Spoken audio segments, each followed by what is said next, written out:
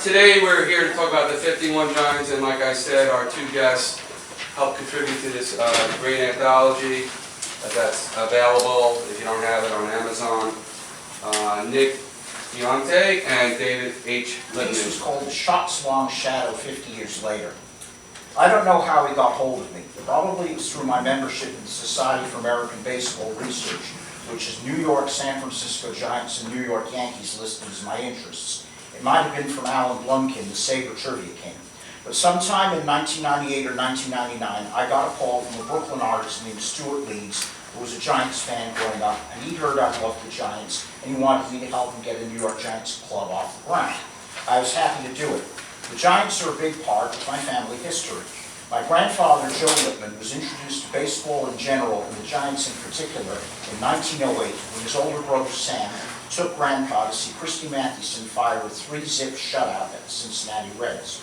Grandpa was, unlike millions of other Giants and Dodgers fans, neither Grandpa nor Dad claimed to have been present when Bobby Thompson unloaded his. 37 years later, it was time to honor Grandpa's and Dad's favorite team and legacy by putting together the Giants Club and doing their newsletter.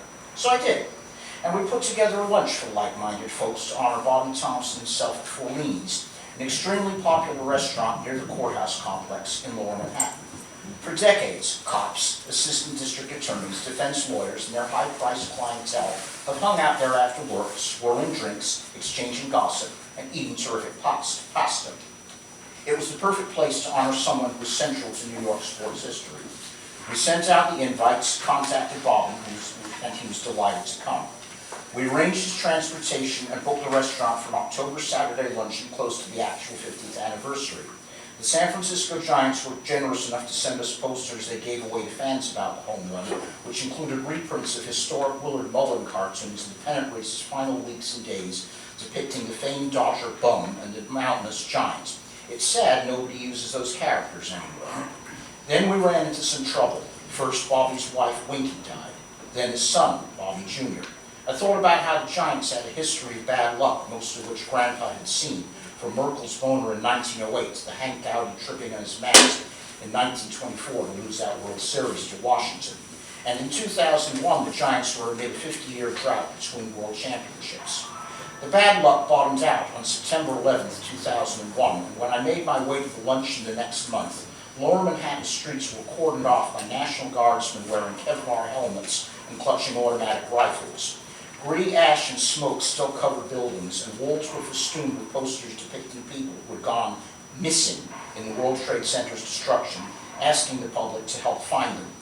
Baseball didn't seem so important, yet at the same time it seemed more important than ever, a symbol of determination amid resilience amid tragedy. As I approached the restaurant, there was Bobby himself with a friend about to enter. "I guess this is the place," the friend said. "I think so," Bobby answered, pointing out someone going in who was wearing a New York Giants jacket. "He looks like one of us." I introduced myself and told Bobby this was the place and held the door open. The Staten Island Scot entered Fourni's, and the group of people there turned, saw him, recognized him, and burst into applause. "What did he think of today's salaries?" "Immense." He shook his head. "What did he think of today's players?" "They were good." He didn't watch the game that much, but he liked what he saw. One difference was how ball players looked physically bigger. They did more weight training now, often year-round. In his day, Bobby said, they'd do some calisthenics before games, and that was about it. In the off-season, nothing. I asked Bobby who was the toughest pitcher he'd ever faced. "Ewell Blackwell," he responded swiftly. I agreed that a lot of people would say that the Eel was pretty tough. Then it was time for the ceremonies. We sang the Giants' old theme song from the 1950s, "We're calling all fans, all you Giant ball fans." Stu Leeds had to talk as president. Attendees gave their memories of where they were when Bobby hit the shot. Most, like Grandpa, heard Russ Hodges screaming his head off on the radio. You got one. What's your take on the whole issue of how they got the signs and so on? Well, I'll tell you something. Cheating in sports, it's one of the very few things I agree with Howard Cosell on when he was asked in an interview for the book by Dan Gutman, and he said, what do you think about cheating? And he said, read Kant, read Spinoza. Human beings have been cheating since the beginning of time. Edward IV created the dimension of England, created dimensions of the what we now call the oil barrel to prevent diverse deceits. And this was in about like the 1300s. I'm not happy with it as a thing that was being done. That being said, a lot of other teams were cheating. And the Giants still had to win and play and win on the road, which they did very well during that period. And you can break all the codes you want, but they still don't swing the bat or fire a bullet. I never heard, you know, when Montgomery, the British had broken all the German codes in World War II, you know, still didn't help them sink a submarine or put a tank where it needed to be to fire a shell into a German tank or something like that. So there's a lot been made about it. In sports, I suppose it's probably worse because you don't have national survival on the line, but it doesn't bother me as much as other people. You in the back. It's not definitively known whether they did steal signals. I mean, No, that's no, I have Mr. Prager's book and I enjoyed it, but it's not definitive. Yeah, I interviewed Sal Evars before he passed, and he had said that Herman Franks had put him up to relaying the signs. So like Evars is on record of admitting to relaying the signs in multiple places. If you look at where the various dugouts were, Right. it just doesn't make sense. It may not make sense, but I don't- what impetus would Evars have to lie about his Who was that? involvement? And Sal Sal Evars Evars. was like the third string catcher on the team. Yeah, back then. In the bullpen? It also didn't, it didn't line up with dugouts. Made the It last lined up out with of the the plate. series. Well, Yeah. When the bullpen wasn't lined up with the plate, very well. 400, I just. Wasn't there a I never buzzer? accepted it. Yes, Isn't there a buzzer? yes, there was like a buzzer. Yeah, they had the buzzer that was supposed to let the hitter know that it was a heater or a curve. You know, Did Thompson ever admit Yeah, to? he went, Thompson, I mean, went to the grave saying he had no information on that pitch. he repeated I that, don't and he believe so. repeated that after luncheon, that he did, he was actually, that did come up. And he said that he didn't know, and it wouldn't have, he said this number of times, it wouldn't have really mattered because he still had hit the ball, Yeah. you know. And it was interesting, there's a gentleman in the book, a player they had acquired mid-season, he really had a very small role in the team, but his name's Hank Shen. Hank Shen. And an interesting tidbit that you'll find out in the book is that one of the reasons why Shen's was acquired allegedly was that he was very familiar with how to use the spyglass. And I was like, a tidbit that you'll find out in the book. Did Monty Irving in his 60 years ever acknowledge that they were stealing? Some players didn't want it though. Yeah. Like, the story is that not all the players wanted to know the pitch. Yeah. I think most Giant fans will, most Giant fans will say, like, you still had to hit the ball, whereas the other fans will say we cheated. The thing is that, you know, you get 2 points there. One is that you have to hit the ball.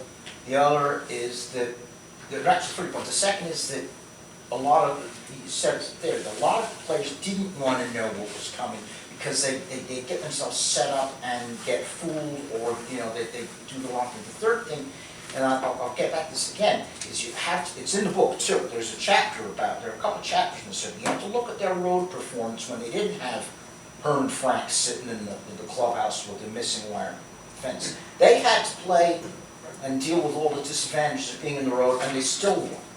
You know, they got hot, the Dodgers played poorly, and I think the worst, the dumbest thing that happened was that the Dodgers, when they took the coin toss, elected to have the, you know, the first game in Brooklyn and the remaining 2 at Polo Grounds. I mean, you win the toss, I'd say, get the home field advantage, boys and girls. At least it's good for ticket sales. Yeah. Getting back to the 51 Giants, besides Willie Mays now, who's left That's in it. that team? Yeah, Is it? Mace, yeah. Wow. Are there any utilities? And another thing, When I interviewed George Spencer, there were only 4 guys living, and it was Spencer, Alvin Dart, Monty Irvin, and Willie Mays, and the other 3 had passed, so Willie Mays is the only living player. those were great years, and I don't know, a lot of people here are too young to remember Oh, yeah. what the Giants really were in 51, 54. Well, that year was unique because it was the only time in history of New York that all 3 New York teams finished first. and all three of the legendary center fielders, four legendary center fielders were playing: Snyder, Mays, DiMaggio, and Mantle. And My role in the book was I interviewed George Spencer, who at the time was one of the 4 living players. And I was actually interviewed him for another project, and Sabre had sent out a list and were looking for biographers, and being that I spoke to him with some degree of length, I decided to take on the project and had called him again. And it was interesting because his wife initially was like a little skeptic about why he needed to call back, and when I explained to her my purpose for calling, it really opened up. And George was definitely like a kind soul, and in that vein, the ball players of those era, very like humble, but yet like willing to talk about his career, and almost someone that you like to sit down and have a drink with. He was that type of guy. And Spencer was an incredible athlete, 2-sport star at Ohio State, football player. He was a quarterback at Ohio State who actually was not even on the depth chart when he started. And then after like the 4 quarterbacks that were ahead of him played miserably, they bumped him into the starting role, and he won a few games and got a lot of press for it. But at the end of his freshman year, he decided to stop playing football and stayed with baseball, and eventually signed with the Giants and made it up to the majors pretty quickly. He was only in the minor leagues a few years, and came up a bit in 50 and then had like a really tremendous role with the team. In 51, he won 10 games out of the bullpen, over 50 appearances, and actually got some Rookie of the Year consideration. Unfortunately, he was on the same team with some guy named William Mays, who won the Rookie of the Year that year. But Spencer figured, like I said, very prominently into the team, and an interesting thing that I gathered from talking with Spencer was he got to face Joe DiMaggio not once but twice during the World Series, and retired in both times. And he said something funny that he feels that's what contributed to DiMaggio hanging it up success against Spencer in the 51 series. And Spencer's career was up and down after that. Some injury, some inconsistency. Played a little bit on the 54 team, but didn't make the roster for the World Series. But he told me about how he and Joe Garagiola were there for like batting practice purposes, and they got to watch the World Series, but not from in uniform. So they were there. He was also there in 54 and stayed in the minors throughout the early 1960s. So he had a 15-year career in professional baseball, but knowing the way that baseball was structured at the time with the 8 teams in each league, once a guy went down to AAA coming out of the majors, it was basically over for most players because there was so much talent coming in with integration, which I'll kind of touch on a little bit later. There just wasn't room for a guy like Spencer, Major League organization, pitched a little bit with the Tigers. And it's just another thing that he told me was while he was in AAA, another gentleman he had a chance to be a teammate with was Roger Maris. So he played 1956 with Indianapolis, because Maris had initially started out with the Cleveland Indians organization. Righty or lefty? What's that? Righty or lefty? He was a right-handed pitcher, and he had wonderful things to say about a young Maris, and Maris almost like quit because he wasn't doing so well, but then turned it around, and he lamented about the amount of pressure that Maris had while he was playing here in New York, and that it was like very stifling. That Roger really didn't want any part of it, and Spencer was just, like I said, very agreeable to speak with on the phone, and I was glad that I had the opportunity to talk to him and share about his role on the team. And I think that's something that makes a book like this interesting, is that it's not just about your superstars like your Willie Mays or your Monty Irvin or someone like a Whitey Lockman. This is about every player on the team, and each of them and their role in their career and how their careers develop. And you get just like I said, a wide scope of everyone that's on the team. You find out these interesting bits and pieces, like someone like Shen, so I didn't know was picked up, pinch ran like 7 times, that was it. But they thought he might be able to help with some other matters on the team. And Spencer passed away a little over a year ago, and his wife had called me to tell me that he had passed away because she thought I'd want to know because of the involvement, of the book. And we're down to one player, which is Willie Mays, and hopefully he can carry on the story. And I feel fortunate to have spoken to quite a few of the guys that were in the book for other projects. In terms of someone that mentioned Davey Williams, and Williams had said that his career was basically destroyed by Jackie Robinson running into him because Magley was throwing at people, and Magley also was on, ironically, the 51 team.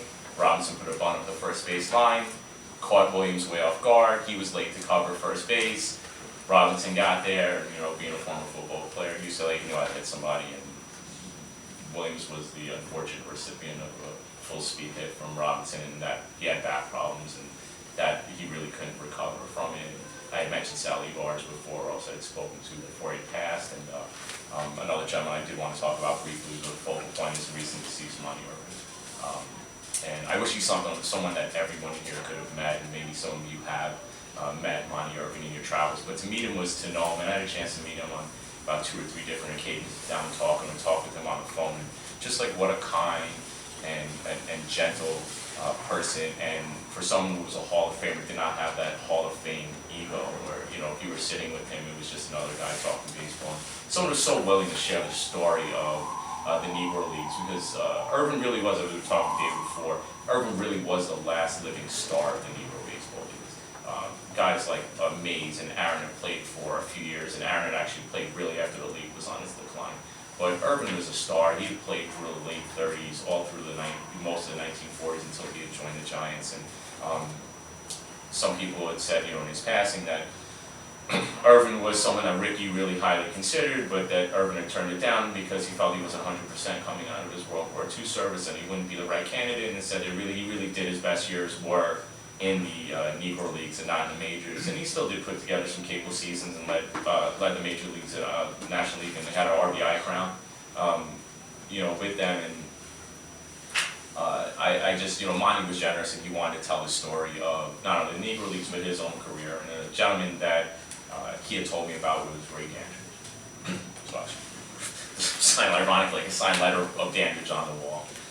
For those who don't know, Dandridge is also the Hall of Fame, and solely of his play in the Negro Leagues. And it is mentioned here in the book, Dandridge was signed by the New York Giants, and he played 4 years in their AAA farm club, and he was the MVP of the International League, which was their farm club the American Association in Minneapolis. And Dandridge was MVP in 1915, still wouldn't be called up.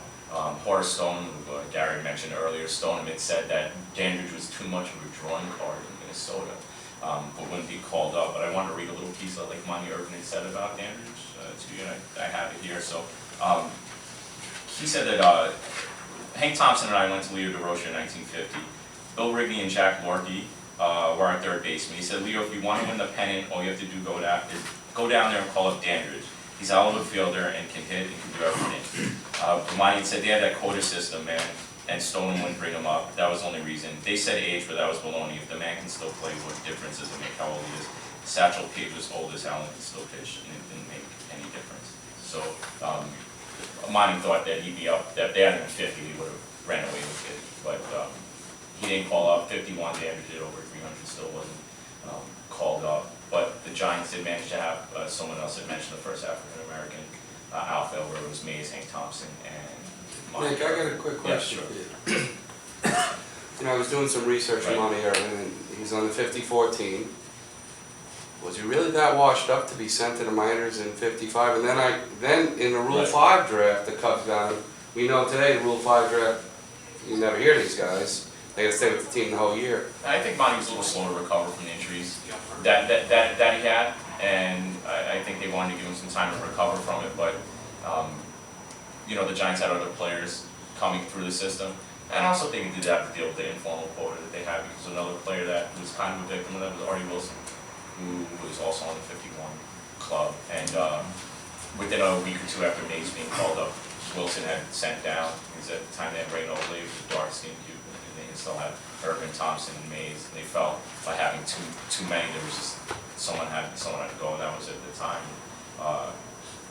So they never brought Dandridge up? No, they never brought Dandridge up, and even his Hall of Fame speech, he said he really would, like, he just was so upset with Stone that he couldn't get just a day, you know, in the majors to validate things, and he had to wait to such a late age to get honored by the Hall of Fame. Nick, how long did it take you to do your piece? Actually, I spoke to George probably about 30, 40 minutes each time, and then doing the rest of the research to get like the P's and Q's down. I'd say, you know, I mean, total man hours, maybe 10, 12 hours spent on it, editing and researching.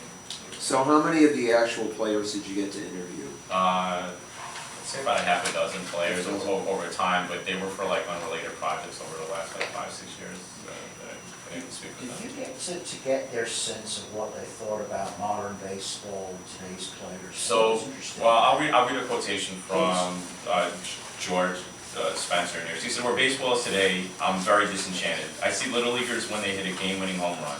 They all gather at home plate and hit each other and smack each other and throw helmets in the air, and that's Little League. Instead of it being big league down, the Little League has gone to the big leagues. I see them in their uniforms and it looks like half of them are getting ready to go to bed with their pants down over their shoes. It's a sight to behold." So I think that speaks volumes to how Spencer viewed the modern, ball player in terms of. What, did you speak of a special bond with that team, like, when even though they didn't win the World Series in '51, like Giants, 2010, those Right. teams will always be I mean, together. he spoke about going to the reunions, and it was exciting to be able to go to the, reunions, I think when they had the 50th reunion in 2004. But he said the team that he felt most bonded with was that Indianapolis team with Roger Maris. They had won the AAA World Series, and he said he felt as a team that was the tightest group, maybe not the best ball players, but the tightest group that he had played with. Any, have you given any attention to the flight of Hank Thompson, who had financial distress, I guess? I'd asked. Was convicted and sent to jail for armed robbery. I mean, he had said that Thompson was a good ball player, and sort of few of the others, and I'd asked one or two other players that I had a chance to about Hank Thompson, and they definitely said it was like a career that could have been better if he, didn't drink so much. I mean, that was the short end of it. And Monty had said the same thing.